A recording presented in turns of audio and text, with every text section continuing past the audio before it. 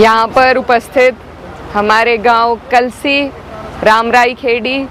बालू और आसपास के इलाके के आए हुए सभी हमारे जिम्मेदार किसान, बुजुर्ग भाई, हमारे पत्रकार बंधु और माननीय अखिलेश यादव जी के आदेश पर यहाँ पर आपके बीच में पार्टी के सभी जिम्मेदार लोग जो यहाँ हम इकट्ठे डेलीगेशन के रूप में आए हैं, उन सब की तरफ से मैं आपको हाथ जोड़कर प्रणाम करती हूँ, सलाम करती हूँ। आज यहाँ पर हम, क्योंकि ये अराजनीतिक धरना आपका है, तो हम यहाँ पर सिर्फ आपका सहयोग करने, आपका समर्थन करने, आपकी हिम्मत बढ़ाने, हौसला अफजाई करने के लिए आए हैं और आपकी मांगे सुनकर उन जो भी, जैसा शाहनवाज भाई ने कहा कि यहाँ पर लगभग के सदस्य मौजूद हैं, जो भी आपकी समस्या है उसको हम सभी लोग मिलजुल कर अपने अपने सदन में उठाने का काम करेंगे। तो सबसे पहले तो मैं आप सभी का धन्यवाद देना चाहती हूँ और आपकी हिम्मत को सलाम करना चाहती हूँ कि आप लोग यहाँ अपनी ही ज़मीन के लिए किस तरीके से आपको हटाया गया और आज आपको मुआवजा भी नहीं मिल रहा है, आपको लड़ाई लड़नी पड़ रही है। ये बहुत अफसोस की बात है। हम लोग लगातार अपने ज़िले में भी यही जो हाईवे है, कल जो शामली के कुछ किसान हैं उनसे भी मैं मिली थी, वहाँ पर सर्कल रेट की समस्या है। मैं तहसीलदार साहब को कहना चाहती हूँ, क्योंकि ये प्रशासन की तरफ से आए हैं, तो इन्हें मैं बताना चाहती हूँ कि अगर आप किसान की पीड़ा को समझेंगे तो इनका पालन पोषण सिर्फ ज़मीन के माध्यम से हो पाता है। 14 दिन का पेमेंट मिलें नहीं टाइम पर कर पाती हैं। सरकार को सिर्फ 2-3 चीज़ें ऐसी करनी है जिससे हमारे किसानों का भला हो सके, और ये जो सरकार है इसके पास कमी किसी चीज़ की नहीं है। ये बड़े बड़े हाईवे बनाने के लिए इनके पास पैसे हैं, जो उद्योगपति है उनके 60-60 लाख करोड़ इनका कर्जा माफ़ करने के लिए इनके पास पैसे हैं, लेकिन आपके लिए ये सरकार कुछ करना नहीं चाहती है। तो ये इनकी नीयत में दोष है और इसको हमें समझना ज़रूरी है। वैसे तो मैं आप सबको भी धन्यवाद देना चाहती हूँ कि सहारनपुर मंडल में आपने इस सरकार को हराने का काम किया, इसके लिए आप सबका जो हमारे ऊपर आशीर्वाद रहा उसके लिए आपका धन्यवाद। और अब ज़रूरत यही है, ये वैसे अराजनीतिक धरना है लेकिन राजनीति हर जगह आ जाती है, इसलिए राजनीति को समझना भी बेहद ज़रूरी है। क्योंकि विचारधारा जो जिस पार्टी की है, ये जो हमारे ऊपर काबिज है पार्टी, ये कभी भी किसान हित की बात नहीं करती। हमेशा हमें आपस में उलझाकर इन्होंने सत्ता कब्जाई है।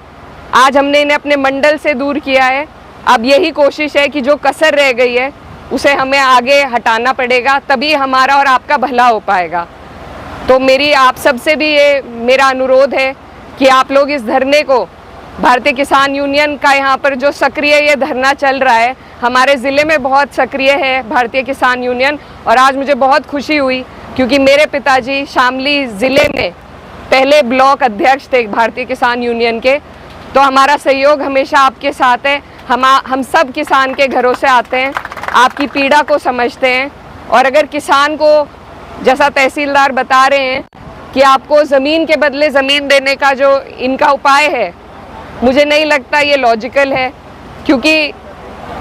एक गांव के लोगों को जब आप दूसरे गांव में भेजेंगे, वहाँ पर कब्जा के लिए ज़मीन पर उन्हें अनुमति देंगे, तो लाजमी बात है कि वहाँ पर झगड़े होने हैं। मुझे नहीं लगता कि कोई भी ज़मीन किसी भी ग्राम समाज की हो, चाहे रिक्त भी हो, उसे कोई छोड़ने का काम करेगा। तो ये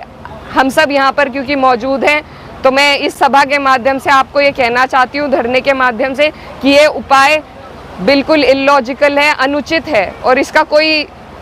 फ़ायदा हमारे लोगों को, हमारे किसानों को नहीं होगा। तो इसीलिए आपसे मेरी ये गुजारिश है कि जिस तरीके से ये अपनी ज़मीन को बोते आ रहे थे, उसका फ़ायदा उठाते आ रहे थे आज हाईवे बनाने के लिए, और ये भी बहुत सही बात कही थी हमारे, क्या नाम है भाई आपका, सुचिन भाई ने,